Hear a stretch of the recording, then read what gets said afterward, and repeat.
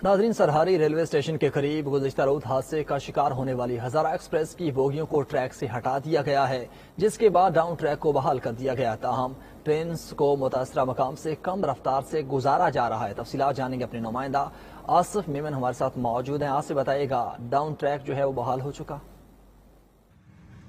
जी बिल्कुल, मैं इस वक्त मौजूद हूँ सरहाड़ी की उस मकाम पर जहाँ पे 18 घंटे कबल ट्रेन हादसा हुआ था। 7 बोगियां पटड़ी से उतर गई थी और तकरीबन 30 से ज्यादा अफराद जहां बहक हुए थे और 100 से ज्यादा जख्मी हुए थे, जिनमें से 17 का ताल्लुक जिले सांगड़ से है। आप देख सकते हैं कि इस वक्त मेरे रकम में रेलवे ट्रैक को बहाल करने का सिलसिला जारी है और जो उसके लिए डाउन ट्रैक है उसको बहाल किया गया है। हेवी मशीनरी के जरिए ट्रैक के जो मरम्मती सामान है वो भी लाया जा रहा है।